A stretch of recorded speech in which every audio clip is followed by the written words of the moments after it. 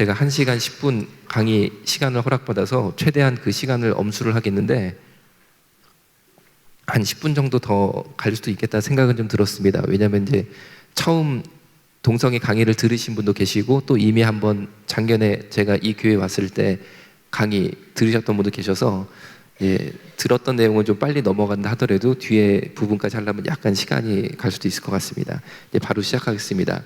저희 병원 사진이고, 저는 신촌 세브란스에서 말기 암 환자분들을 돌보던 호스피스 전문 의사였는데, 암 환자분들을 호스피스 진료를 더 열심히 하려고 이 요양병원을 개업했다가 2008년도에 갈 곳 없는 에이즈 환자 한 분 사연을 듣게 되고 그분을 저희 병원으로 모시게 됐습니다. 그래서 이제 에이즈 환자분들에게 복음을 전하라는 하나님의 어떤 이제 이 기도 가운데 감동을 받아서 그 일을 하게 됐는데, 그 이후로 지금까지 제가 에이즈 진료를 7만 번을 넘게 합니다. 그러면서 에이즈 환자를 보다가 동성애 문제의 사실 그리고 진실을 제가 보게 되고, 이렇게 울산에 와서 또 강의를 하게 돼서 너무나 깊은 감사를 가지고 있습니다.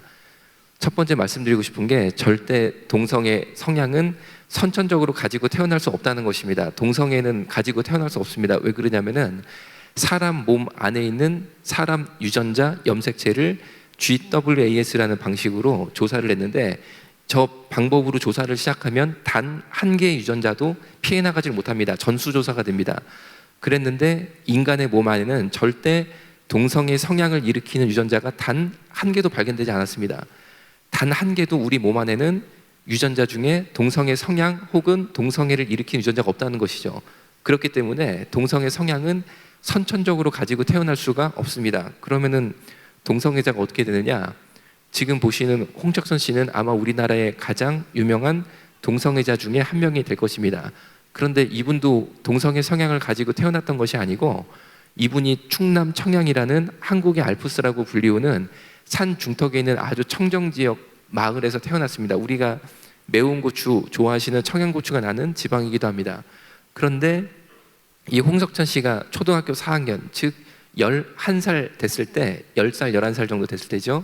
그때 그 조그만 시골 마을에도 남자 동성애자가 살고 있었어요. 그래서 그 남자 동성애자가 홍석천 아이를 다락방으로 데리고 와서 소꿉놀이를 하자라고 했는데, 소꿉놀이를 한 게 아니라 성폭행을 했어요. 이 아이를 성폭행을 했는데, 당시에 홍석천 아이가 그 일을 당하고도 무슨 일인지 몰랐어요. 그리고 협박에 못 이겨서 누구한테 얘기도 못하고, 그런 와중에 19, 즉 고3이 될 때까지 무려 남자 동성애자 300명 이상에게 연달아 성폭행을 계속 당합니다. 300번이 아니고 300명 이상이요. 지금 이 내용은 제가 비밀스러운 내용을 밝혀낸 게 아니고, 홍석천 씨가 서울대 때 본인의 있었던 일을 강의한 것을 동아일보 기자가 기사로 낸 거예요. 누구나 인터넷 조금만 들어가면 다 오픈되어 있는 동아일보 기사를 그대로 보여드린 것 뿐입니다. 이렇게 어릴 때 남자 동성애자에게 성폭행 혹은 성추행을 당한 경우에 커서 동성애자가 될 수 있다고 그러고, 이것을 바로 정신의학에서는 각인화 이론이라고 말을 합니다. 지금 보시는 분홍색의 하얀색 물방울이 있는 앱이 잭디라는 앱인데, 동성애자 앱이 6개 정도가 많이 쓰이고, 지금 보시는 앱은 약 3번째, 3등 정도 하는 앱입니다. 동성애자들이 어떻게 서로를 찾냐면은 굉장히 간단합니다. 스마트폰에 보시는 이런 앱을 깔아서 서로를 찾는데, 이태원에 가서 제가 저 앱에 접속 상태로 들어가 보니까 아이디 패스워드를 넣고 현재 접속 상태로 들어간 거죠. 먼저 지도에 제 위치가 보시는 것처럼 빨간 점으로 찍힙니다. 그리고 반경 5km에 3등 정도 되는 동성애자 앱인 잭디에 현재 동시 접속 중인 동성애자가 400명이 뜹니다.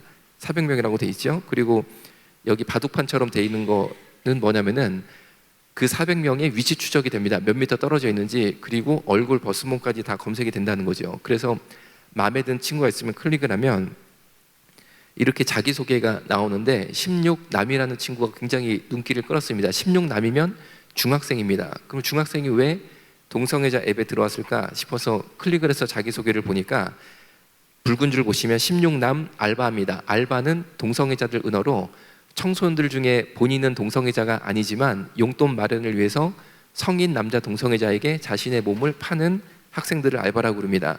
옆에 보시면 돈은 만나서 선불입니다라고 돼 있고, 맨 밑에 빨간 줄 보시면 학문은 많이 범해지지 않아서 쫄깃합니다라고 자기 학문 상태까지 권고를 하는 거죠. 그리고 여기 보시면 남색에 S라고 써 있는 게 딕소라는 앱인데 저게 바로 동성애자 앱 중에 1등입니다. 우리로 치면 카카오톡, 카톡이라고 볼 수 있는 거죠. 그래서 저런 앱을 깔아놓고 이제 내가 이제 이 핸드폰을 열어서 옆에 있는 동성애자를 얼른 찾는 거예요. 그래서 그 옆에 있는 동성애자와 인근 어느 공중 화장실에서 만나서 성관계를 맺자라고 서로 카톡같이 주고받은 다음에 그런 행동을 하는 거죠. 한번 들어가 볼까요? 의외로 갑자기 들어가 봤는데 여기서 10m 이름 이 중에 한 분 계신 거죠, 이제. 그런데 이 앱하고 모양을 눈에 익혀두시는 거는 굉장히 저는 필요하다라고 꼭 말씀을 드려요. 왜 그러냐면은 저희 병원에 여자 에이즈 환자가 진료 의뢰서를 보내시면 여자가 에이즈에 걸렸으니까 혹시 율락 여성 혹은 성매매 업소 여성이 아닐까라고 제가 오해를 했는데 한 번도 성매매 업소 여성이 온 적은 없었어요. 그래서 어떻게 감염됐나 굉장히 궁금하잖아요. 그래서 제가 확인을 해보면은 거의 대부분이 남편한테 옮았어요. 거의 대부분이. 그리고 어쩌다가 자신의 남자친구, 애인이죠. 애인에게 에이즈가 옮은 경우였습니다. 한 가지 예를 대표적으로 제가 설명을 드리면은 이 여성도 결혼을 해서 임신을 했어요. 임신을 했는데 산부인과를 가서 여러 가지 검사를 받는 중에 산부인과 원장님이 검사실에서 이 여성을 보고 산모님이 에이즈 환자네요 라고 얘기를 한 거예요. 그러니까 이 산모가 깜짝 놀라가지고 본인은 에이즈 걸릴 일이 없거든요. 그래서 얼마나 이게 이 가슴이 무너지는 일입니까? 그래서 진료실에서 남편한테 핸드폰으로 전화를 해서 여보 나보고 에이즈 환자래 나 어떻게 해? 라고 말을 하는 순간 이 남편이 핸드폰 번호를 바꾸고 도망을 갔어요. 알고 보니까 이 남자가 동성애자였고 에이즈 환자였는데 그 사실을 숨기고 결혼을 해서 자기 아내한테 에이즈 감염을 시켰어요. 그런데 그것까지도 뭐 그렇다라고 생각을 했는데 자기 어떻게 뱃속에 애까지도 에이즈 감염이 되게 만들었는지 그게 저는 참 이해가 안 돼요. 산모가 에이즈에 걸리면은 태아도 에이즈 감염될 확률이 상당히 높습니다. 그래서 특히 제 눈에도 지금 보시니까 결혼 정년기에 자매님들도 좀 보이는 것 같아요. 그분들은 어떤 남학생이 사랑한다, 좋아한다, 결혼하자 그러면은 핸드폰을 먼저 달라고 그래가지고 이런 게 깔려 있나? 이런 게 깔려 있나 꼭 보셔야 되는 거예요. 이런 게 깔려 있으면 안 되는 거죠. 매년 성소수자 단체가 주관하는 서울 퀴어 문화축제 현장 사진입니다. 말은 성소수자라고 소수라는 말을 쓰지만 보이는 것처럼 사람 수가 끝이 안 보이게 많이 모입니다. 절대 소수가 아니라는 거죠. 그럼 우리나라의 남성 동성애자만 어느 정도 수가 될 것이냐? 제 생각에는 60만 명 정도 된다라고 판단을 합니다. 그 이유가 있어요. 왜 그러냐면은 우리가 네이버를 쓰는 것처럼 남자 동성애자들은 이반시티라는 거를 써요. 거기서 검색도 하고 정보도 얻어요. 포털 사이트죠. 그런데 그 이반시티는 가입을 하려면 주민번호, 핸드폰 번호, 실명 다 본인 인증을 받고 들어가게 돼 있는데 20살 이하는 가입이 안 됩니다. 왜냐하면 그 안에 너무나 음란한 내용이 많기 때문에 청소년 유해 매체로 돼 있어서 20살 미만은 가입이 안 되는데 20살 이상의 본인의 실명 인증까지 한 커밍아웃을 각오한 동성애자 가입자만 몇 명이냐, 남자 동성애자만 현재 24만 명이 가입돼 있어요. 그러니까 20살 미만이랑 그리고 나 거기에 가입했다가 커밍아웃 되면 어떻게 해서 걱정이 돼서 가입 못하는 수까지 합하면은 약 60만 명 이상은 현재 남성 동성애자로 적극적으로 우리나라에 행위를 하고 살고 있겠다라고 생각이 들고 그 친구들이 다 군대를 가는 거예요. 그 60만 명이. 그러니까 대한민국 군대가 어떻겠어요? 굉장히 동성애자들한테 많은 어떤 접촉과 성추행이 있을 수밖에 없는 환경이 조성이 돼 있다는 거죠. 이런 식으로 퀴어 문화축제가 진행이 되는데 맨 앞열에 보면 남자들 옷을 벗겨놓고 저렇게 제단 위에 재물 올려놓은 것처럼 올려놓게 됩니다. 그 옆에 저 재물을 운반하는 제사장들이죠. 새까만 옷에 부추까지 새까만 부추를 신었는데 저 제사장들 패션만 놓고 보면 하나님 쪽인가요? 마귀 쪽인가요? 만물이 하나님 앞에 벌거벗은 것처럼 드러나는 거예요. 저 자리 한번 가보시면은 정말 저 자리는 이 시대의 가장 강력한 영적 전쟁의 현장임을 알 수 있습니다. 그리고 이번에 군영법 92조 6을 없애겠다라는 이것은 영적 전쟁이에요. 우리가 기독교인으로서 피 흘려 막아야 될 영적 전쟁인데 이 전쟁에 정말 이 울산 지역이 이렇게 뜨겁게 일어난 것에 대해서 정말 깊은 존경과 감사를 드립니다. 이런 식으로 진행이 되게 되고 이제 동성애자의 항문 팬티죠. 저 항문이 뻥 뚫린 팬티를 입은 사람. 왜 저런 팬티를 동성애자를 입냐면은 아까 보여드린 스마트폰 앱을 통해서 옆에 있는 동성애자 몇 미터 떨어진 사람 얼른 찾아가지고 공중 화장실에서 만나서 성관계를 맺게 되는데 제일 불편한 게 팬티가 제일 불편하대요. 왜냐면은 그 남자들은 소변 보는 데랑 대변 보는 데랑 틀리거든요. 그 대변 보는 데 들어가서 바지를 벗고 팬티를 벗고 성관계를 맺을 때 팬티가 제일 불편하니까 아예 저렇게 항문이 드러난 뻥 뚫린 팬티를 입고 다니다가 스마트폰을 통해서 얼른 만나서 바지만 벗고 성관계를 맺는다는 거죠. 오늘 깜빡 입고 오시면 손 한번 들어보세요. 이거. 그 옆에 남성을 보면 구두 신발까지 싹 벗은 맨몸이었는데 덩치도 굉장히 크지요. 저 남성이 아까 보여드린 그 퀴어 축제 퍼레이드를 줄줄 따라가다가 갑자기 인도에 여성들이 4명 정도 있는 것을 발견하고 그 사이로 쓱 들어가서 본인의 벗은 몸을 보여주기 시작했습니다. 빨간 티 입은 20대 여성, 저 앞에 하얀색 모자를 쓴 60대 여성 등이 보이시죠? 저 여성들은 퀴어 문화축제 참가자가 아니고 해필이면 그날따라 그 길을 걸었던 죄 없는 서울 시민들이었습니다. 그런데 저 여성들이 굉장히 깜짝 놀라가지고 이렇게 남자들 중에 여자들에게 자신의 벗은 몸을 보여주면서 이상한 성적인 흥분을 느끼는 남자를 뭐라고 그러죠? 이제 바바리맨이었어요. 그런데 우리가 여중이나 여고에 바바리맨이 한 번씩 나오면은 교무실에서 112에 신고 전화를 합니다. 그러면 경찰이 와서 수갑 채워서 데려가요. 왜냐하면은 공연 음란죄라는 벌이 있어서 바바리맨은 처벌 대상이야. 처벌받게 돼 있다는 거죠. 옆에 이 당시에도 경찰이 있어서 저 놀란 여성들이 경찰에게 이야기를 했습니다. 빨리 이 남성을 처벌하든지 저지해달라고 요청했는데 그 경찰이 하는 말이 뭐였냐면 나는 이 남성을 처벌할 수도 없고 저지할 수도 없다 이렇게 말을 한 거예요. 그래서 왜 이 남성을 처벌할 수도 없고 저지할 수도 없냐라고 물어보니까 그 경찰이 했던 말이 뭐냐면 성소수자이기 때문에 보호해야 된다 이렇게 말을 한 거예요. 여러분 성소수자가 차별받는 시대에 사는 게 아니고 오히려 법 위에 군림하고 있는 시대, 귀족화된 시대에 우리가 살고 있다는 것이죠. 그러면 성소수자가 곧 남성 동성애자를 뜻하는 것이냐? 지금은 뉴스나 언론에 동성애자란 말은 다 없어졌습니다. 이게 인권 침해라는 거예요. 동성애자라고 말하면. 그래서 성소수자라는 단어로 다 바뀌었어요. 그래서 우리가 뉴스나 언론을 볼 때 성소수자라는 말이 있으면 아, 동성애자를 뜻하는구나 라는 착각을 일으키는 나쁜 언어 계략에 휘말리고 있다는 거죠.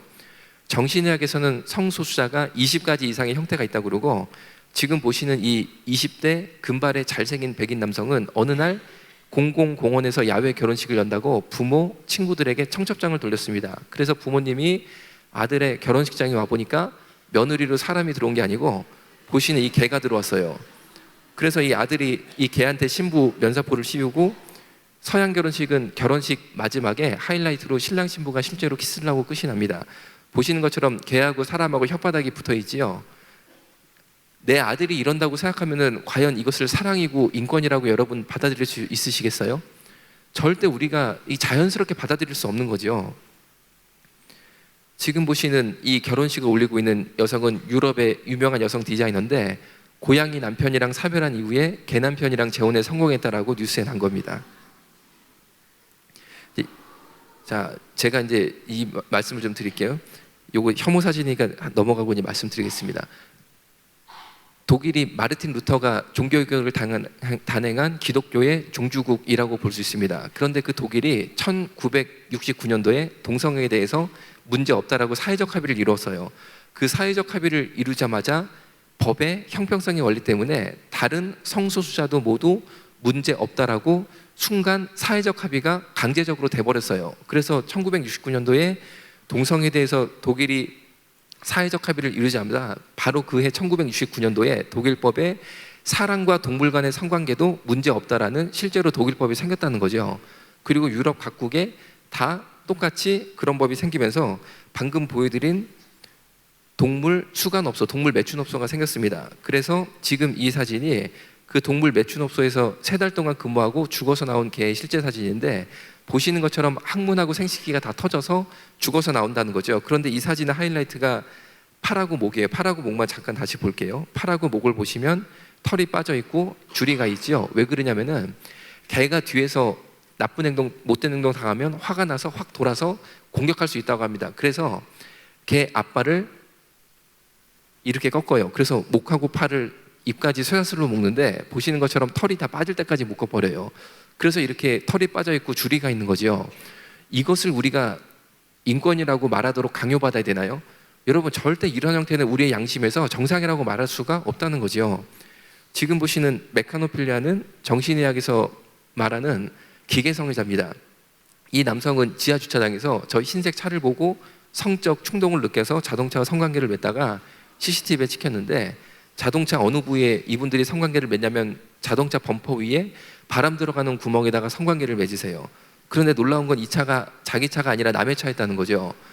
여러분들이 새벽에 새벽 예배 드리려고 지하주차장 아파트 가봤는데 누가 내 차에다 이러고 있다. 그러면 그걸 딱 보는 순간, 아, 이분이 내 차와 운명적인 사랑에 빠지셨구나, 이런 생각이 들까요? 절대 우리가 그런 생각이 들 수가 없어요.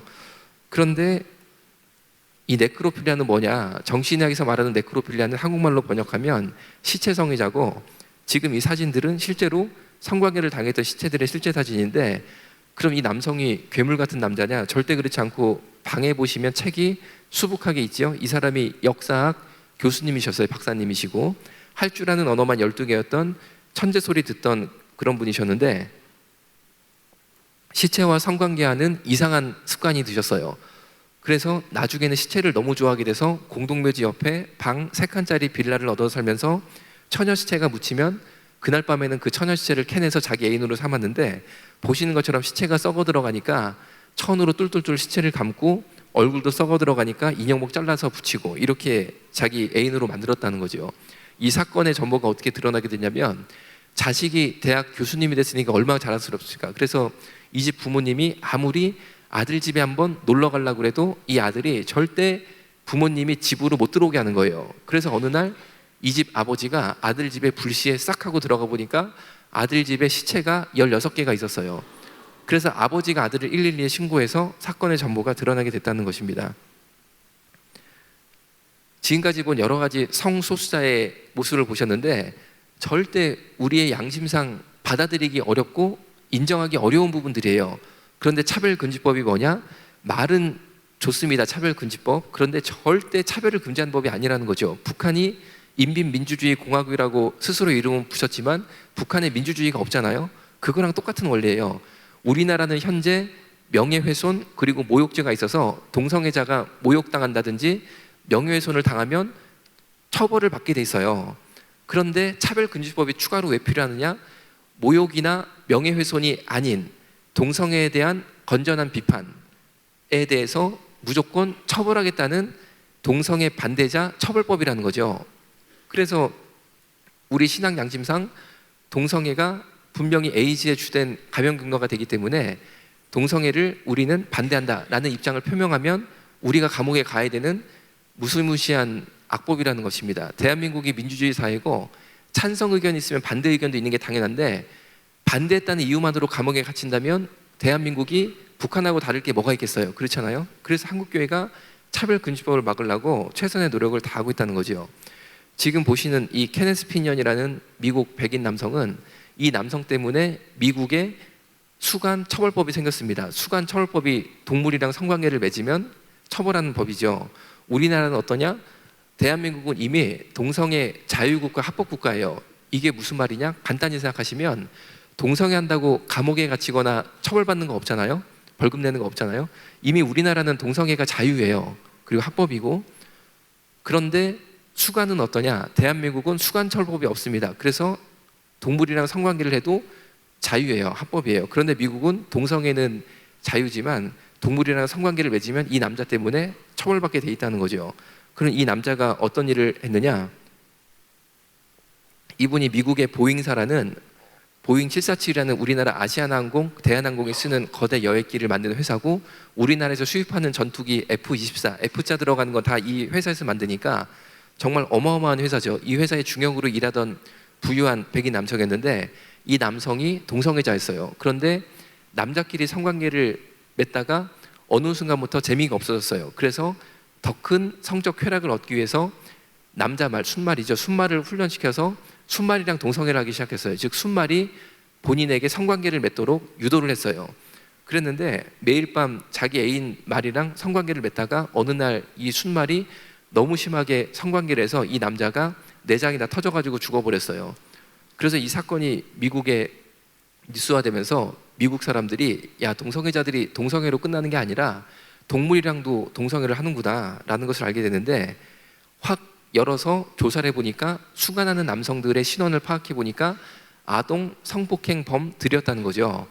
그래서 수간처벌법이 왜 생겼냐면은 지금 이 보시는 것처럼 법의 제정 이유가 수간하는 남자들을 감옥에 가두면 아동 성폭행이 줄어들게 되고 아이들이 안전하게 된다라는 이유 때문에 미국의 수간처벌법이 생기게 됐습니다. 이 한 가지 사건이 동성애, 수간, 아동 성폭행이 굉장히 복잡하게 연결되어 있다는 것을 보여준 한 가지 사건이 되었고, 이렇듯 동성애는 굉장히 복잡하고 깔려있는 문제가 많은데 유독 대한민국은 서구 사회의 이런 여러 가지 사건들을 도외시한 채 너무나 쉽게 동성애 문제가 진행되는 것에 대해서 상당한 우려를 가지고 있습니다.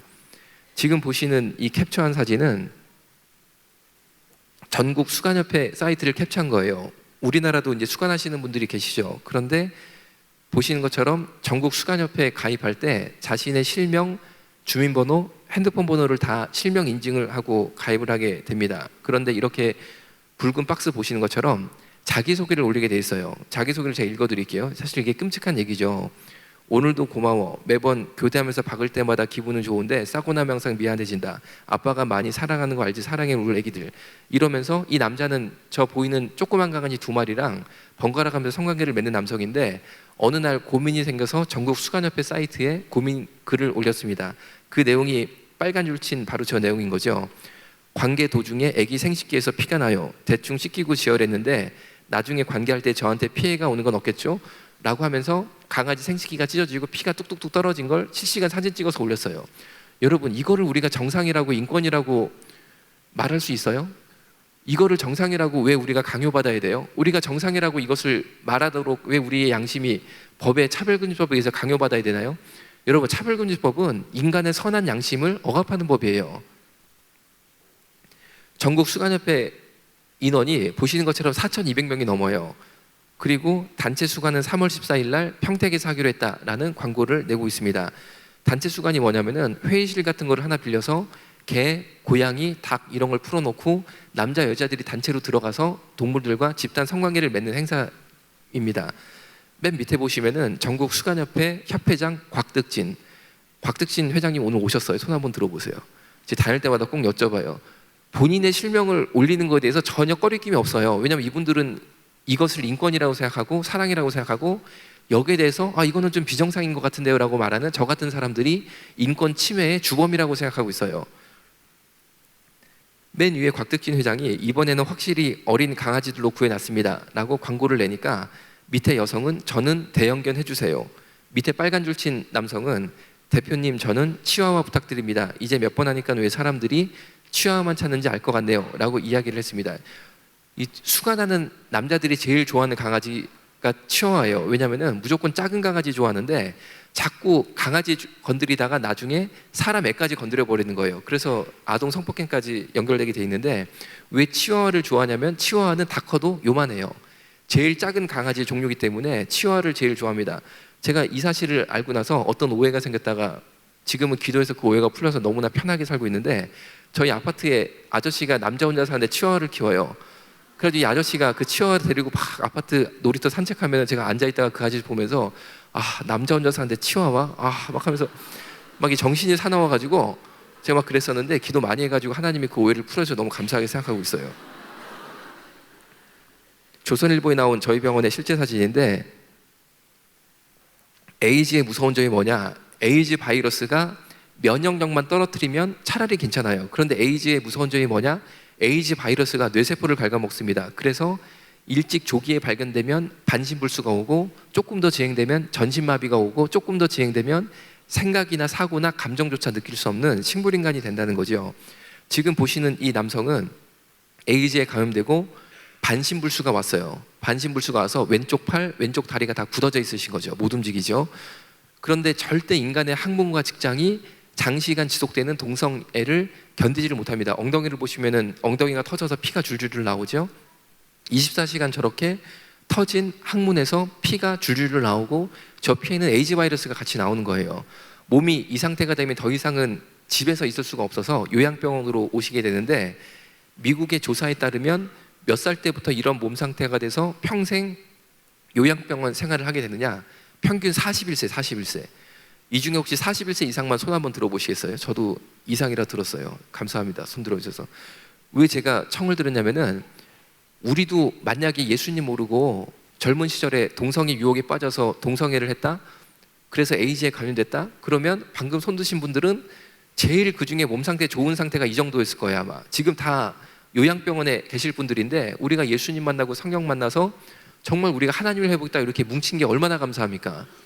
여러분, 절대 동성애는 인정해주고 박수 쳐주는 게 인권이 아니에요. 한 명이라도 거기서 우리가 건져내야지만 그 친구가 41세부터 이렇게 안 된다는 거죠. 여러분, 뻔히 이렇게 되는 거를 제가 7만 번을 넘게 봤는데 어떻게 동성애가 사랑이다라고 말할 수 있겠냐고요. 이 남자도 보시면 머리카락이 새까맣잖아요. 불과 42세였어. 42세. 이 사람은 평생 이 정도 혹은 점점 더 건강이 악화가 되겠지요. 42세부터 이렇게 산다? 과연 이것을 우리가 축복할 수 있을까요? 그리고 제가 자신 있게 말씀드리는데, 2년만 노력하면 동성애를 벗어날 수 있어요. 탈출할 수 있어요. 왜냐하면 동성애는 기본적으로 유전자가 없고 다만 성중독이에요. 그럼 동성애가 뭐에 성중독이 된 거냐? 굉장히 간단한데 이것조차 알려지지 않는 거에 대해서 저는 굉장히 불합리하다고 생각하고 있습니다. 동성애의 핵심이 뭐냐? 간단합니다. 여자는 없고 남자만 있는 장기가 뭐냐면 전립선이에요. 전립선. 그런데 그 전립선이 자극이 되면 변태적인 성쾌감을 느끼게 돼 있어요.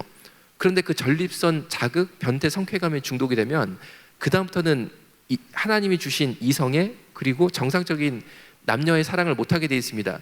그런데 이 전립선 자극을 어떤 식으로 줄 수 있느냐? 유일하게 자극을 줄 수 있는 방법이 다른 남성이 내 항문으로 성관계를 해주면, 즉 동성애를 해주면 항문 벽에 전립선이 붙어 있어요. 그때 성자극을 느끼는 거예요. 이 성중독에서 벗어나는 것은 2년만 노력하면 누구나 할 수 있는데, 이 2년간의 노력하는 게 싫어서 이것을 마치 사랑이고 인권인 것처럼 포장을 한다는 거죠. 동성애를 하지 않아도 일상생활 속에서 에이즈가 감염될 수 있는 경로들입니다. 일회용 면도기는 당연하겠죠. 그래서 남성들 같은 경우에 공중 목욕탕에 떨어지는 일회용 면도기를 함부로 쓰면 안 된다는 거죠. 에이즈 환자가 쓴 거면 나도 에이즈 감염이 될 수 있다는 것이죠. 비데는 왜 그러냐면은, 이건 잘 안 알려져 있기 때문에 이것만 말씀드리겠습니다. 방금 보신 것처럼 동성애로 에이즈 걸린 분들이 항문이 터져서 피가 줄줄 나와요. 절대 인간의 항문이 장기간 지속된 동성애를 견딜 수가 없다는 거죠.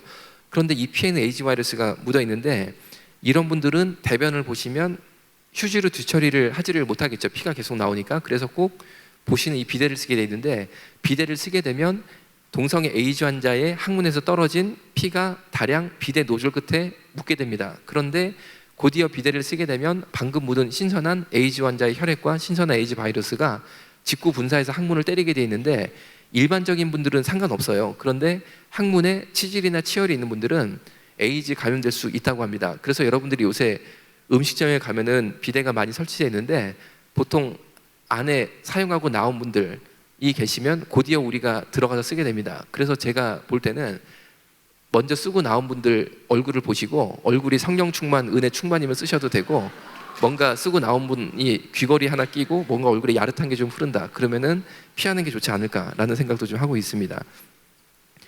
지금 보시는 사진도 조선일보에 났던 사진인데 실제 사건을 바탕으로 하고 있습니다. 반신불수가 돼서 지팡이를 짚고 저희 병원에 입원한 에이즈 환자인데, 동성애자죠. 그런데 이분이 입원하자마자 불과 3시간도 안 돼서 병실에서 마음에 드는 남자를 골라서 성관계를 맺는 거예요.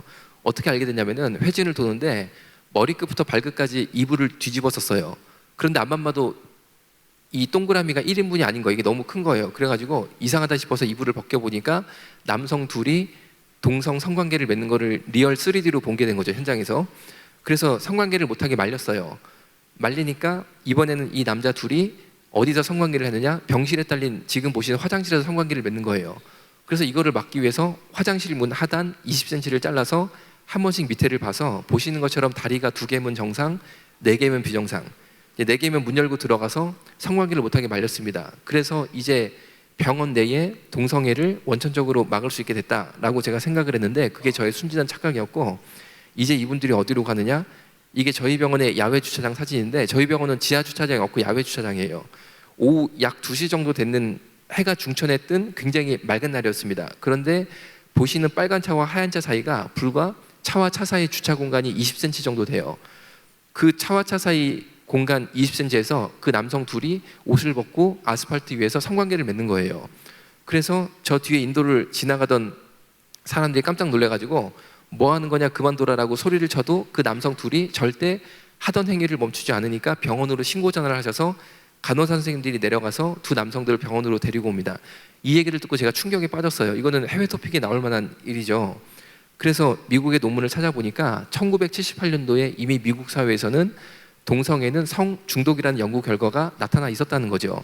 1978년도에 미국의 백인 남성 동성애자들을 대상으로 조사를 해보니까 백인 남성 동성애자의 28%가 성 파트너 수가 1000명이 넘는 거예요. 그리고 43%가 성 파트너 수가 500명이 넘습니다. 합하면 미국 백인 남성 동성애자의 71%가 성 파트너 수가 500명 이상 혹은 1000명 이상이라는 거죠. 여러분 500명 이상 1000명 이상이 말이 되나요? 이거는 성 중독이라는 거지요. 그런데 이렇게 많은 성 파트너 수가 있으면은 당연히 에이즈에 걸릴 수밖에 없겠지요. 그러면 내가 만약에 에이즈에 걸렸다. 그래서 어떤 증상이 나타나기 시작합니다. 증상이 나타나서 아, 내가 에이즈 검사를 받아야겠다라고 생각이 들면 어디 가서 검사를 받느냐? 대한민국은 보건소에서 시행하는 익명 검사를 에이즈 검사에 기반으로 하고 있습니다. 이게 뭐냐면은 제가 에이즈에 걸린 것 같으면 대학병원을 가는 게 아니고 지역 보건소를 먼저 가게 돼 있어요. 보건소를 가서 제가 에이즈 검사하러 왔습니다. 그러면 절대 제 신분증이나 학생증을 보여주지 않게 돼 있어요. 그리고 제 암호를 저보고 정하라고 합니다. 그래서 제가 토끼라고 제 암호를 정하잖아요.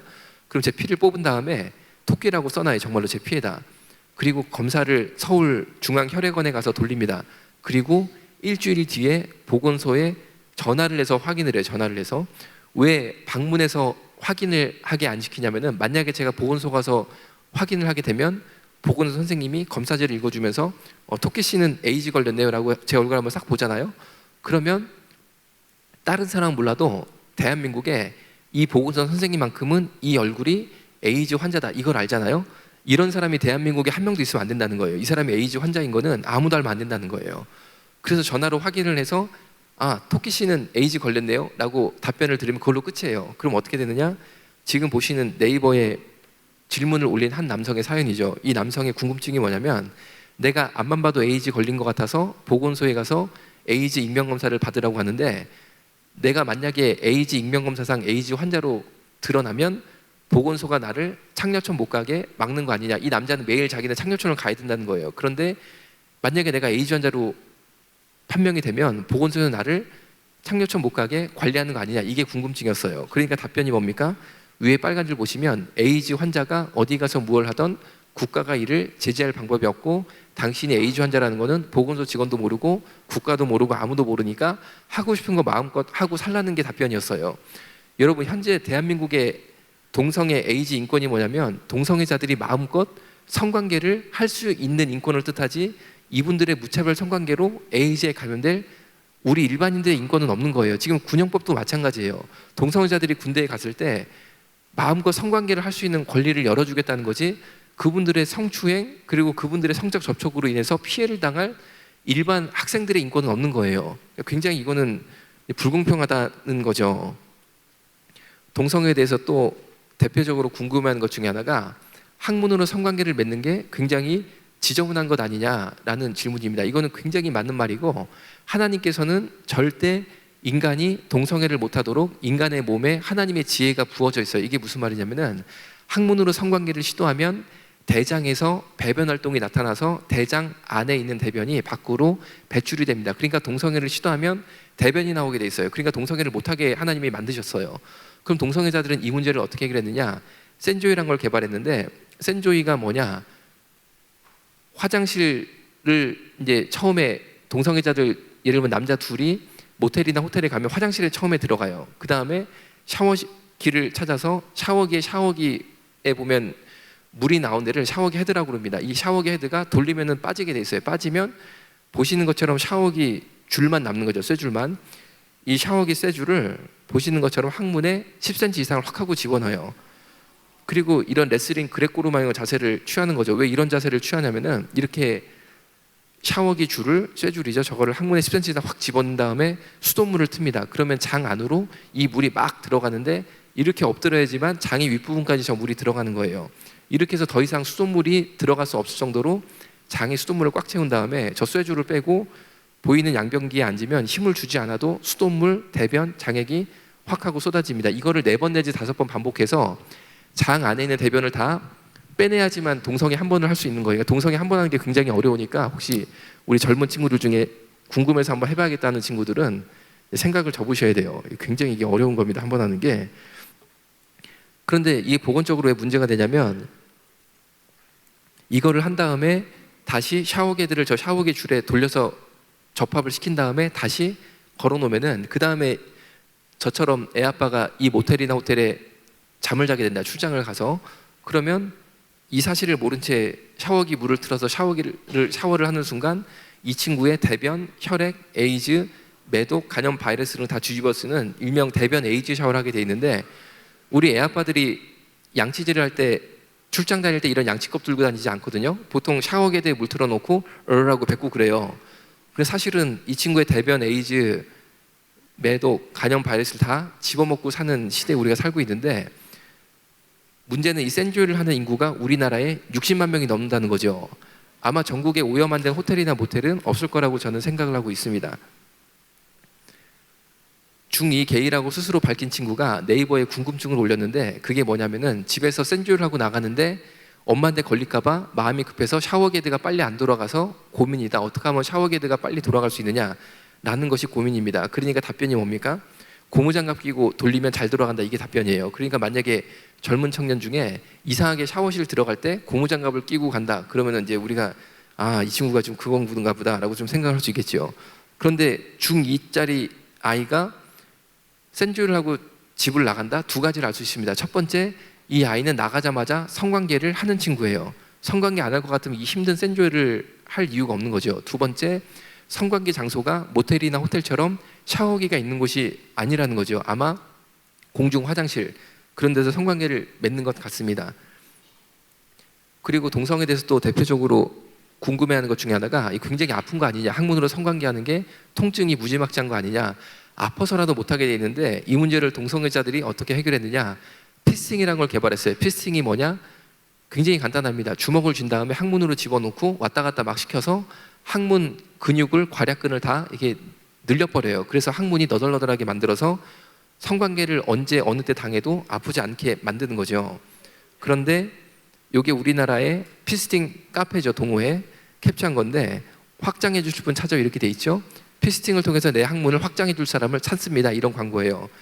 그런데 이 피스팅이 위험해요. 왜냐하면 항문에 주먹을 집어넣다가 장이 터져서 죽기도 해요. 그러니까 굉장히 이게 목숨 걸고 하는 건데 맨 밑에 보시면 울산의 땡땡님 절 피스팅 해주세요. 여기가 이제 울산 지역이잖아요. 이게 뭐냐면은 우리나라의 남의 항문에 주먹 집어넣는 항문을 확장하는 피스팅이라는 행위를 제일 잘하는 고수가 현재 울산에 살고 있어요. 그래서 제일 고수한테 이거를 시술을 받고 싶어서 울산의 땡땡님 절 피스팅 해주세요라고 이렇게 초청글을 드리면 울산의 땡땡씨가 밑에 댓글을 달아서 울산의 땡땡 모텔에 몇 시까지 오면 내가 해줄게. 그러면 서울에서 KTX 타고 울산까지 내려와요. 정말로. 그래서 그거 당하고 서울까지 올라가서 이 울산이 조금 유명해요. 이것 때문에. 동성애자들한테 좀 유명한 도시가 울산이죠. 이제. 방금 말씀드린 그 피스팅을 하다가 장이 항문 밖으로 튀어나와서 고민이라는 고1 남학생의 사연입니다. 장이 항문 밖으로 튀어나오면 굉장히 좀 끔찍하지 않겠어요? 지금 보시는 노란색 광고 전단지는 시내 전봇대에 일제히 붙은 광고 전단지인데 이게 바로 동성애 성적 지향입니다. 우리가 성적 지향도 많이 들어봤지만 그 알맹이를 모르는 거죠. SM 석구암, 바텀 석구암 이렇게 돼 있습니다. 이게 어떤 거냐면은 SM은 세디스트 메조키스트의 주말로 동성애만 하는 게 아니고 고문을 해야지만 좋아하는 친구들이 있어요. 이 친구들을 SM이라고 불러요. 섭은 서브미션의 준말로 노예 역할하면 섭이라고 부릅니다. 바텀은 남자끼리 성관계할 때 여자 역할하는 사람을 바텀이라고 부릅니다. 이 사람하고 메시지도 주고받을 수 있고 전화도 할 수 있어요. 전혀 자기 행위에 대해서 꺼리낌이 없고 전혀 문제가 없다라고 생각하고 여기에 대해서 비판적인 의견을 하는 사람들이 인권 침해의 주범이니까 차별금지법으로 싹 다 감옥에 가야 된다라고 이분들은 판단을 하고 있는 거예요. 그런데 보시면은 알바 사절이라고 돼 있잖아요. 알바 사절이 뭡니까? 돈을 바라고 나한테 두들겨 맞으면서 동성애 당할 사람들은 오지 말고 자원에서 기쁨으로 당할 애들만 와라, 이제 이런 거예요. 초보 가능, 어린 가능, 어린애들을 찾고 있어요, 이 사람이. 그럼 이거 보고 누가 갈까 싶잖아요. 근데 가는 친구가 있는 게 문제인 거죠. 이게 바로 이 SM 광고 보고 갔다가 당하고 나온 청년의 실제 사연이 SNS에 올라온 글입니다. 이 당한 친구가 21살이고 키가 180이 넘고 운동도 많이 한 친구예요. 그래서 야, 설마 내가 까짓 거 내 몸 하나 못 지키느냐? 라는 안일한 마음으로 궁금해서 만나본 거예요. 만나보니까 수갑을 채우더래요. 그래서 수갑을 찼어요, 팔에. 그런데 여러분, 절대 이 동성애가 그렇게 여러분 생각하신 것처럼 간단하지가 않다는 거죠. 수갑을 차자마자 그 다음 뭐가 됐느냐? 소변 보는 요도라고 있잖아요. 요도, 소변 나오는데 거기다가 쇠젓가락을 집어넣고 흔들기 시작하는 거예요. 그러니까 그 다음부터는 내가 키가 180이고 운동 많이 했고 내가 태권도 했고 이거는 더 이상은 나타나지 않는 거고, 무릎 꿇고 자기가 눈물을 흘리면서 살려달라고 애원을 했대요. 시키는 거는 내가 뭐든지 다 하겠다라고 무릎 꿇고 빌으니까 이 남성이 학문 선교 원한다고 그래서 학문 선교 당하고 풀려났어요. 풀려나니까 이 친구가 화가 나가지고 내가 경찰서 가서 오늘 일을 고발해야겠다라고 생각이 들었는데 경찰서에 가서 고발을 못했다는 거예요. 왜냐하면 밑에 빨간 줄 적어져. 동영상을 찍혔어요, 이 친구가.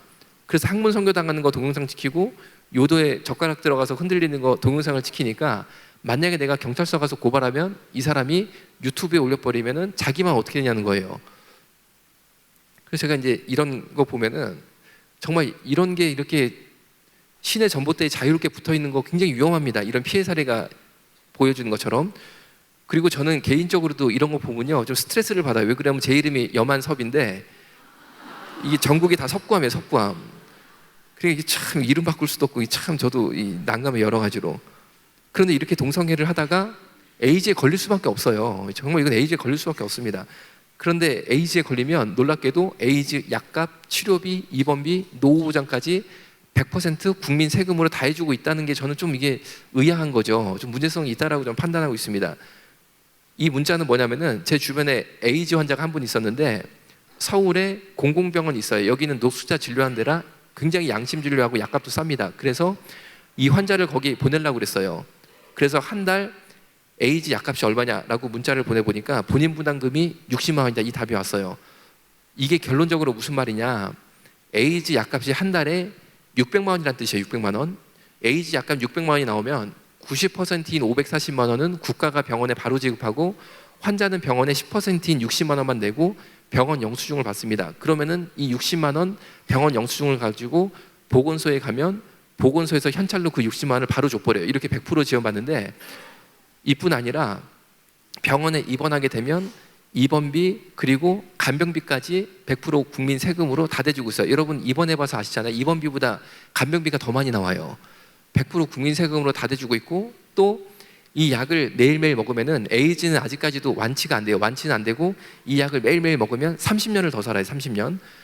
그러니까 이분들이 점점 나이가 들어가니까 우리의 노후를 국가가 책임져야 된다라고 주장을 해서 국가가 그렇게 하기로 이미 했어요. 그래서 노인 요양병원에 입원을 하면 보통 싼 데는 100만 원, 비싼 데는 한 250만 원 나옵니다. 그러니까 이 돈이 없어가지고 치매 걸린 어르신들이 요양병원에 입원이 안 돼서 굉장히 힘들게 가정에 있는 경우도 많이 있습니다. 그런데 동성애로 에이즈 걸리면 요양병원 치료비 100에서 250만 원이 돌아가실 때까지 100% 무료예요. 국민세금으로 다 대주고 있어요.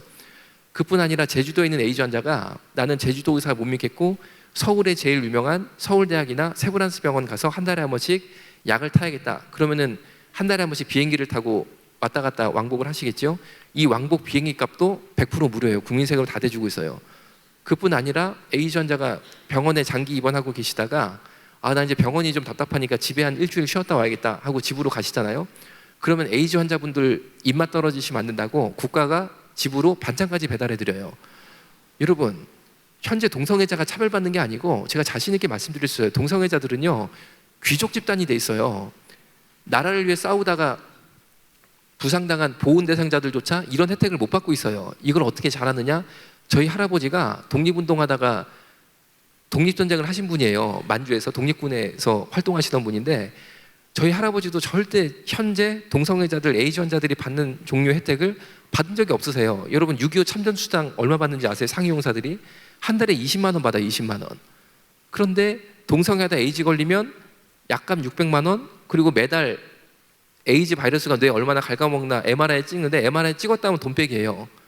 매달 100만 원 MRI 값, 혈액 검사 비용, 아프면 입원 비용, 간병 비용, 하다못해 요양병원 비용, 왕복 비행기값, 이렇게 대주는 데가 어디냐고요. 여러분, 절대 동성애자들이 차별받는 시대가 아니고 오히려 귀족화 특권화되어 있다는 거죠. 그 결과가 이렇게 나타나고 있습니다. 미국이 동성애 천국이니까 에이즈가 늘어날 것 같잖아요. 미국도 에이즈 환자 수는 매년 줄고 있어요. 아프리카는 후진국이 많으니까 에이즈 환자 막 늘어날 것 같잖아요. 치료도 안 되고 검사도 안 되니까. 오히려 아프리카도 에이즈 환자 수 매년 줄고 있어요. 그런데 대한민국만 세계 유일 에이즈 급증 국가예요. 보시는 것처럼 기하급수적으로 늘고 있다는 거죠. 그럼 왜 대한민국이 에이즈 환자가 이렇게 기하급수적으로 늘고 있는 세계 유일의 국가가 되느냐? 저는 두 가지로 생각해요. 첫 번째 원인은 동성애의 범람이에요. 동성애의 범람. 두 번째가 뭐냐면 과도한 동성애 에이즈 복지 정책이에요. 차라리 에이즈 걸려버리면은 더 살기 좋아진다는 거예요. 2003년도에 에이즈 환자가 2024명이 있었는데 2024명이 대한민국의 사회적 비용 7,821억을 쓰고 있다라고 질병관리본부가 국제 에이즈 심포지엄 때 발표를 했습니다. 그런데 2015년도 작년이죠. 작년에는 에이즈 환자 수가 약 14,000명으로 생각이 돼요. 그러니까 환자 수가 7배가 늘었는데 그간 물가가 엄청나게 올랐지만 물가 올라간 거 생각하지 말고 돈만 7,821억 곱하기 7하면 작년 대한민국이 동성애 에이즈 문제로 사회적 비용 지출한 게 5조입니다. 5조. 여러분, 이런데도 동성애가 개인의 성적 취향의 문제니까 말을 하면 안 된다? 여러분, 내 주머니에서 돈 나가고 있어요. 내 주머니에서. 그런데 말을 하면 안 된다? 이런 억지가 어디 있겠냐고요. 여러분, 5조가 어떤 돈인지 아세요? 200만 원짜리 001짜리 25만 개를 만듭니다. 청년 실업 문제 단방에 해결할 수 있어요. 그런데 보세요. 소위 가짜 진보라고 전 생각해요. 가짜 진보 정치인들이 동성애자 인권을 말하면서 차별금지법을 만들어주겠다, 군형법 92조를 없애주겠다 말하는 저희가 뭐냐? 저는 이렇게 생각합니다. 저희 병원이 그간 대한민국에서 유일하게 진짜 어려운 버림받은 동성애자 에이즈 환자를 보는 유일한 기관이었어요. 제가 그 일을 한 이유는 기독교인이기 때문에 한 거예요. 기독교인이기 때문에 예수님이 제 마음에 감동을 주셨기 때문에. 그런데 보세요. 정말 이렇게 어렵고 힘든 동성애자를 돌본 거는 기독교가 그동안 하고 있었어요. 그런데 제가 병원 운영하면서요, 그 소위 가짜 진보 정치인들이 한 번 위로 방문 혹은 기적이라도 한 박스 보낸 적 한 번도 없어요. 한 번도. 그런데 텔레비에 나와서 한 번씩 입으로만 동성애자들 위하는 척을 하는 거예요. 입으로만. 왜 그러겠어요? 저는 그렇게 판단을 해요. 그렇게 입으로만 차별금지법 해주겠다, 군형법 없어주겠다 이런 말을 하는 순간 아까 말씀드린 60만 표가 내 표가 된 거예요. 60만 표가. 그럼 보세요. 동성애 범람으로 인해 발생하고 있는 대한민국의 사회적 비용 5조, 여기에 그 정치인들이 단돈 1,000만 원이라도 냅니까? 내는 거 없어요. 이 돈 다 누가 내는 거예요? 우리 청년들이 내는 거예요. 청년들이. 여러분, 우리 청년들이 월급 200만 원 받아가지고 무슨 돈 있다고 5조를 만들어냅니까? 그렇잖아요. 진짜 우리 미래 세대를 위해서 우리가 금과 은은 물려주지 못할지언정 정말 에이즈의 사회적 비용까지 물려줘서는 되겠느냐, 이래가지고 우리 청년들이 어떻게 살아가겠어요, 미래를. 진짜 이 대한민국이 어디로 가야 되는지 바로 판단할 수 있기를 주님의 이름으로 부탁을 드리겠습니다. 이제 동성애 에이즈 환자 복지는 대한민국이 세계 최고입니다. 그런데 동성애자들이 원하는 마지막 복지 사항이 뭐냐면은 트랜스젠더에 대한 요구 사항이에요. 트랜스젠더는 남자가 여자 된 사람을 트랜스젠더라고 그러죠. 그런데 이분들이 성전환 수술만 받는 게 아니고 얼굴까지 여자 얼굴을 싹 다 뜯어고쳐요. 그래야지만 여자로 살 수 있는 거죠. 그리고 성전환 수술 이후에 죽을 때까지 고가의 여성 호르몬 주사를 평생 맞아서 여자로 살게 됩니다. 그런데 이 고가의 성전환 수술 비용과 그리고 여성 호르몬 주사값의 80% 이상을 국민 세금으로 내달라고 주장을 하고 있어요. 또 그 가짜 진보 정치인들이 이걸 또 해주겠다고 하는 거예요.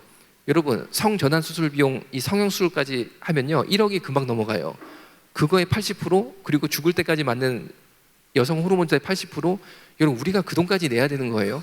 남자가 여자 되겠다는데 돈이 드는 그것까지 우리가 부담을 한다? 저는 이거는 좀 무리라고 생각을 하고 있습니다. 아프리카 우간다가 전 국민의 60%가 에이즈에 감염됐다라는 당시 한겨레 신문 보도입니다. 그런데 무세베니라는 기독교인이 대통령이 되면서 나라를 살리기 위해서 특별한 법을 만들었는데 그게 바로 동성애 처벌법이었어요. 동성애 처벌법이 뭐냐면은 동성애를 하면 걸리면 감옥에 3달씩 집어넣는 거예요. 그러니까 국민들이 무서워서 동성애를 안 하게 되고 동성애가 실제로 줄게 되면서 아프리카 우간다의 에이즈 환자가 60%였던 게 4%까지 줄었어요. 그러니까 나라가 사는 거죠. 그런데 한국 교회는 지금까지 단 한 번도 동성애 처벌법을 만들자라고 주장한 적이 없었어요. 한국 교회가 주장하는 건 뭐냐면은 차별금지법을 막자는 거예요. 왜? 차별금지법이 통과가 되면 동성애에 대한 건전한 비판까지도 차단당하게 되니까 우리의 표현의 자유, 우리의 양심의 자유를 억압하지 말아달라는 거예요.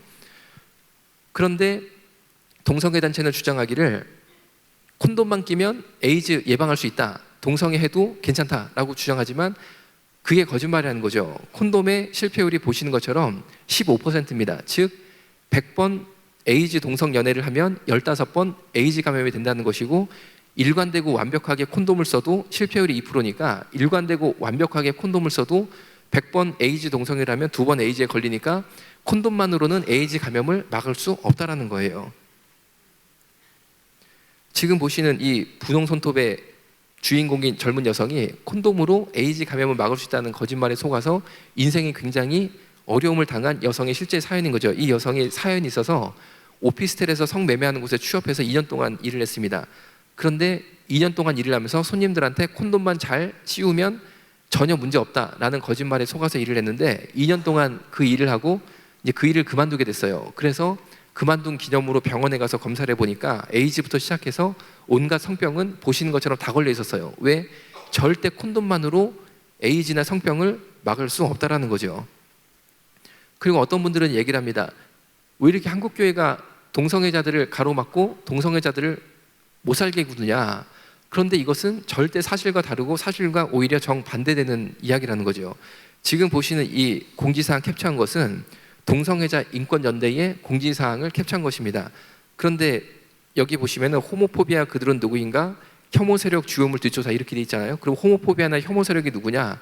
예를 들어 설명을 드리면은 2015년도에 바로 이 공지사항에 대한민국의 혐오 인물 3인방, 즉 동성애 단체의 주적 3명을 실명을 이름을 띄웠어요. 그 중에 한 명이 저의 여만섭.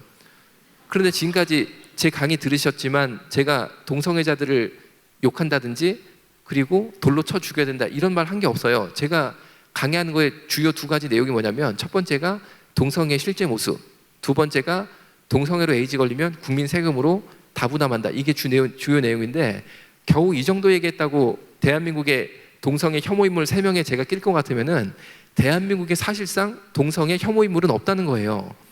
그런데 밑에 보시면 혐오 세력 주요물 뒷조사라고 돼 있어서 저 같은 사람 뒷조사를 해서 해칠궁리를 하고 그걸 발표를 하는 거예요. 이렇게 발표를 하는데 한 번씩 이제 뭐 테러 문자도 오고 조금씩 일이 있어요. 그런데 한 번은 저희 아버지가 70이 넘은 할아버지인데 저희 아버지 핸드폰으로 테러 문자가 가는 거예요. 그런데 저한테 테러 문자가 어떤 게 오냐면은 예를 들면 이런 게 와요. 이태원에 남자 동성애자 수십 명을 풀어서 저를 성폭행했다 뭐 이런 문자를 보내요. 그런데 저한테만 보내는 상관없는데 저희 아버지한테도 보내는 거죠. 그래서 아버님이 놀라셔가지고 저한테 핸드폰을 보여주시면서 이상한 문자가 왔는데 이게 뭐냐라고 딱 물어보시는 거예요. 근데 제가 그걸 보는 순간 야, 우리 아버지가 노년에 엄청난 하나님의 복을 받으시겠다. 제가 그런 믿음이 생겼어요.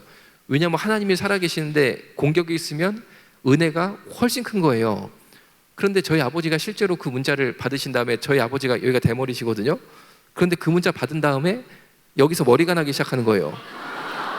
그런데 70이 넘은 할아버지가 흰머리가 나는 게 아니라 청년처럼 새까만 머리가 나는 거예요.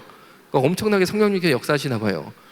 그리고 제가 바로 이 공지사항에 주적 3명의 그러니까 살생부죠. 여만섭 떠 있는 거 보고 야, 내가 애도 어린데 조심해서 살아야지. 난 이제 이런 거 좀 그만해야지. 제가 강의만 하는 게 아니라 서명운동도 같이 하고 있거든요. 그래서 이제 카톡방 만들어가지고 정보 드리면은 정보 받으신 분들이 막 서명도 하시고 이것도 같이 하고 있거든요.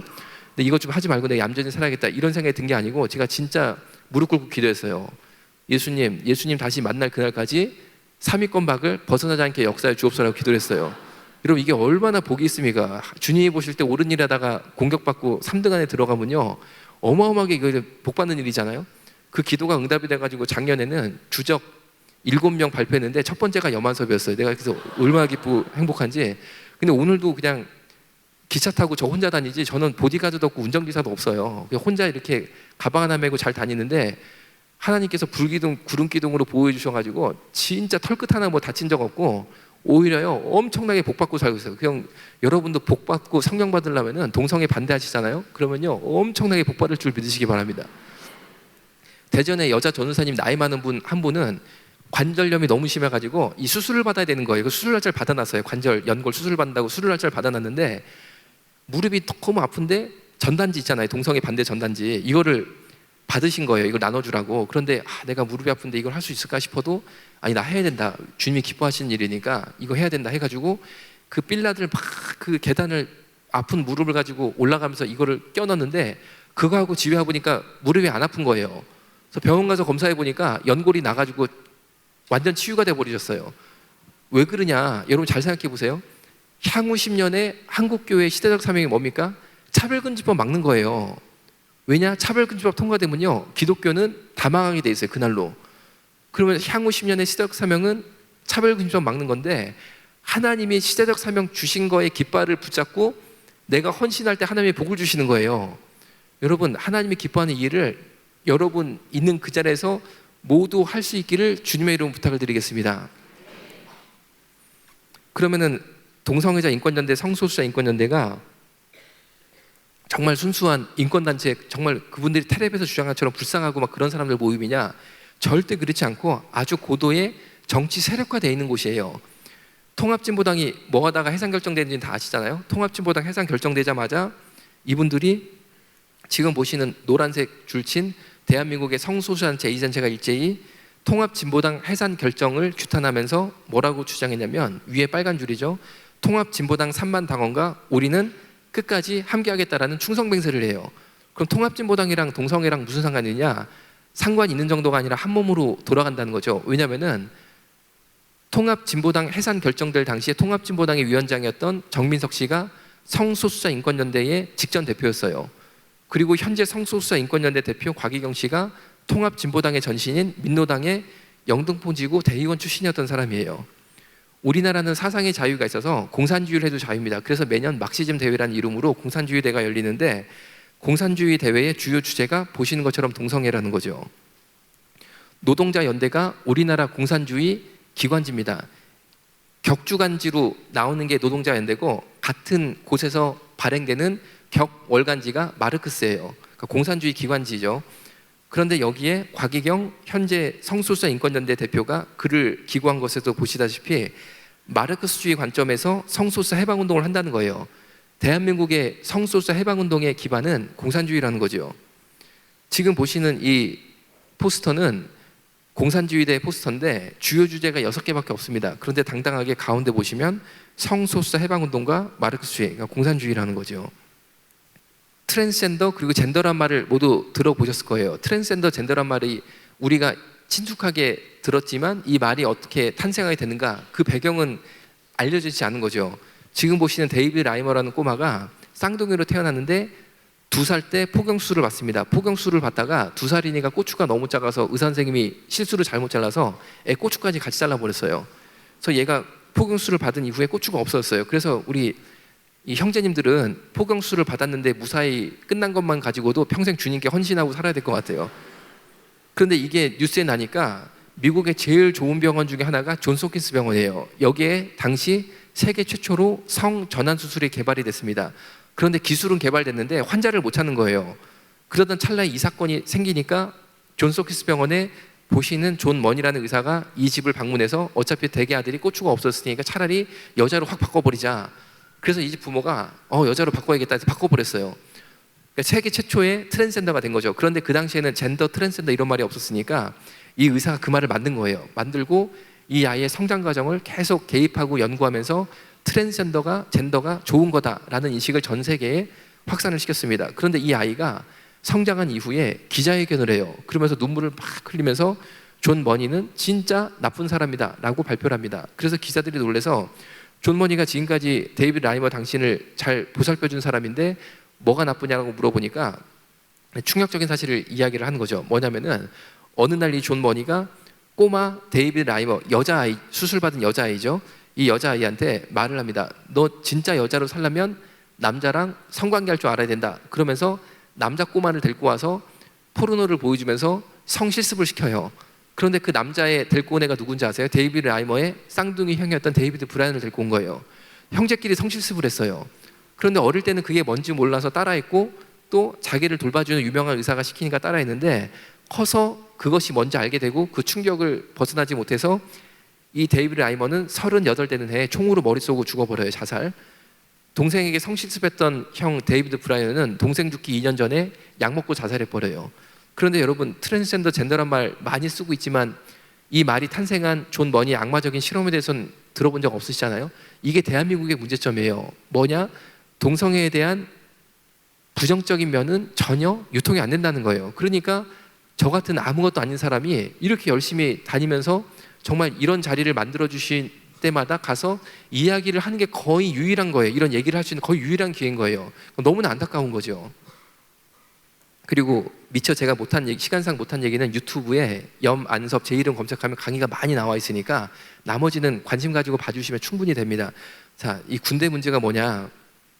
저 지금 보시는 이 무지개 육각형이 동성애자 사이트 기호예요. 만약에 어떤 청년이 인터넷을 하고 있는데 우연히 무지개 육각형이 보인다. 그럼 그 친구가 동성애자다라는 걸 우리가 알 수 있는 거죠. 그런데 군대 간 동성애자들이 동성애자 사이트에 접속을 해서 자신의 부대 안에 있는 동성애자들을 찾아요. 그래서 여기 보시면 15사단 50년대 뭐 만나자 이런 식이잖아요. 그래서 저기를 클릭을 하면 이렇게 자기의 학문을 보여주면서 나랑 학문 성관계를 맺자라고 광고를 냅니다. 그리고 네모반에서 동성애를 했다라는 이런 인증사진을 올리는 거죠.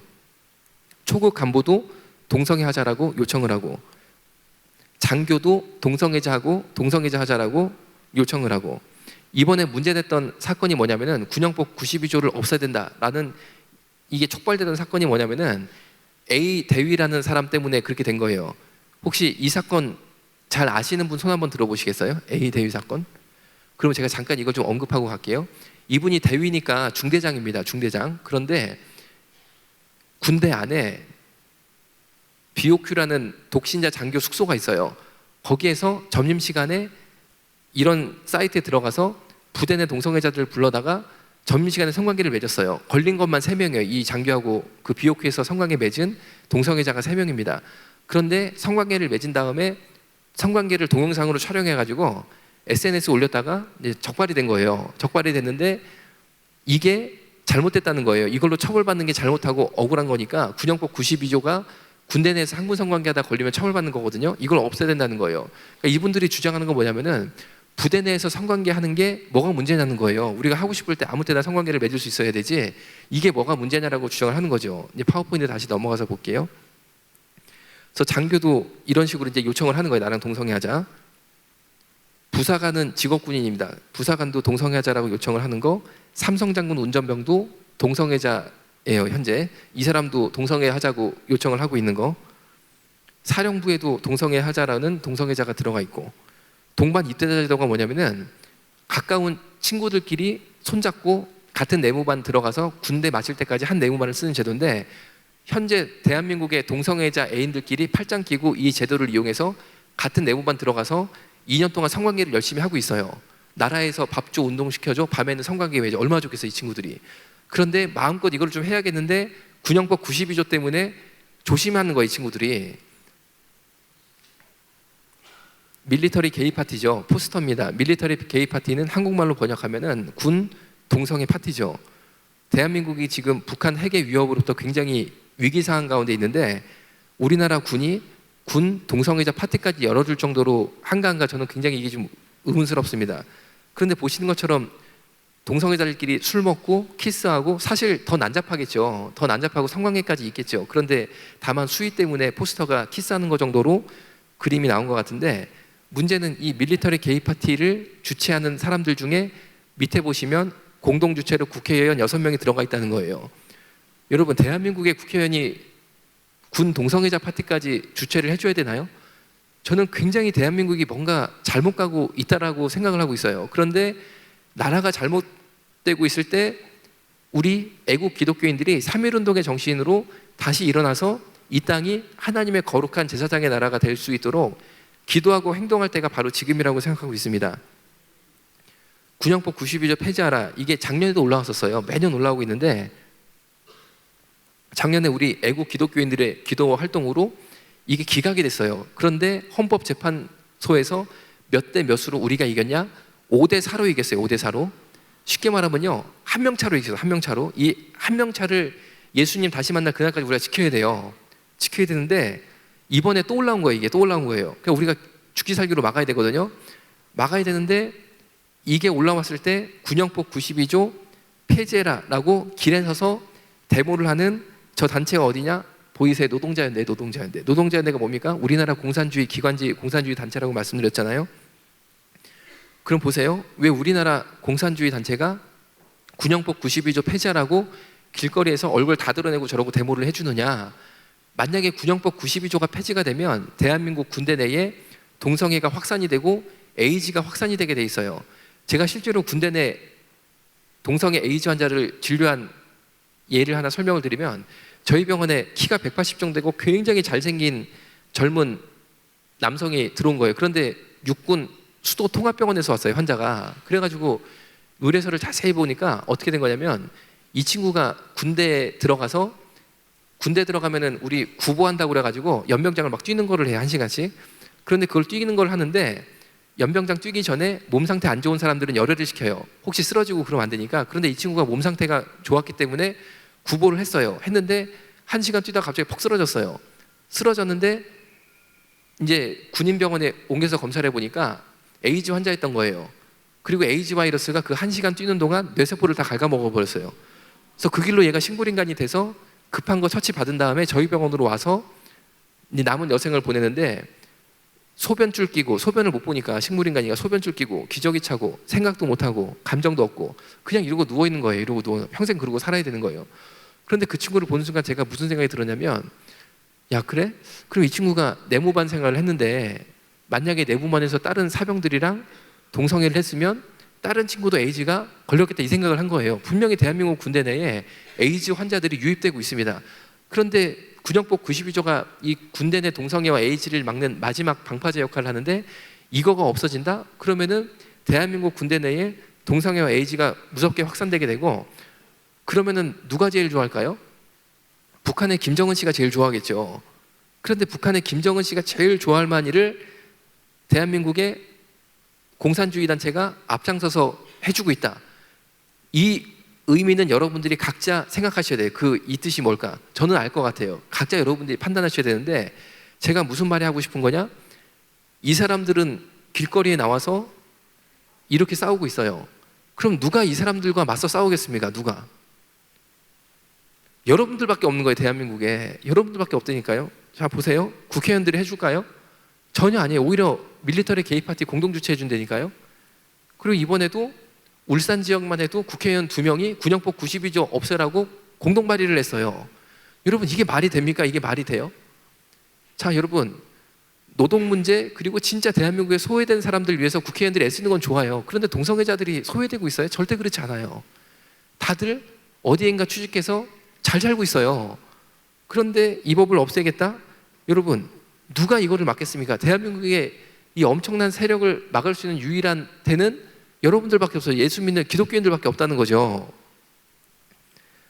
이거는 이제 서울시청 앞에서 제가 1인 시위한 거, 그리고 이거는 월간조선에 인터뷰한 건데, 나라 지키는 의병의 마음으로 동성애 에이즈 확산 막겠다 라고 5페이지 정도 인터뷰를 했는데, 제가 뭐 잘났다고 얘기하는 게 아니라 이 말하는 이유가 있어요.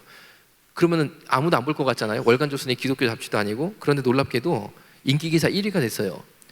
그리고 이건 KBS 9시 뉴스였는데, 9시 뉴스니까 말 그대로 9시에 걸리는 거예요. 그런데 오후 5시에 갑자기 저희 병원 오셔서 5분 찍고 갔어요. 그리고 4시간 뒤에 뉴스에 걸린 거예요.